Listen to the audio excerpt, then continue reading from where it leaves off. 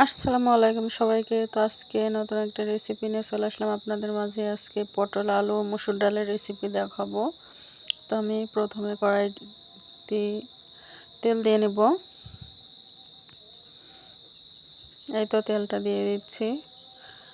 তেলটা গরম হওয়া পর্যন্ত একটু অপেক্ষা করব। তেলটা গরম হয়ে গেলে আমরা পেঁয়াজ দিয়ে দিব। তো এই তো আমার তেলটা গরম হয়ে গেছে, আমি পেঁয়াজ দিয়ে দিয়েছি। এখন একটু নাড়ব। তো একে একে সব ধরনের মশলা আমি অ্যাড করে দিব।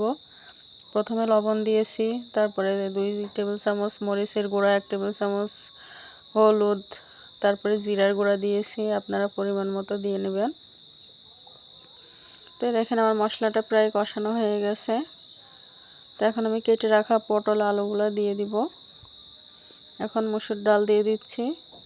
তো একটু নাড়াচাড়া করব। তো দেখেন কতটা সুন্দর হয়েছে আর অনেক মজা হয়েছিল খেতে। আপনারা একবার হলো বাসায় ট্রাই করে দেখবেন। আবার সব কিছু একবারে মাখিয়েও দিতে পারেন। আমি কষিয়ে দিলাম, এভাবে রান্না করলে অনেক টেস্টি হয়। এটা রুটি কিংবা পরোটার সাথে খেতেও অনেক ভালো লাগে। তো দেখেন আমি কষিয়ে নিয়েছিলাম, ঝোলের পানি দিয়ে দিয়েছিলাম অফ ক্যামেরায়। তো প্রায় আমার তরকারিটা অর্ধেক হয়ে গেছে। এই তো আমার তরকারিটা পুরো হয়ে গেছে।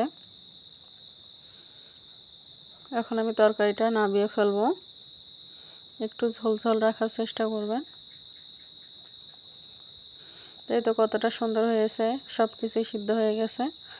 দেখেন আমার তরকারি রেডি। তো আমার ভিডিওটি যারা এতক্ষণ ধরে দেখেছেন তাদেরকে অসংখ্য অসংখ্য ধন্যবাদ।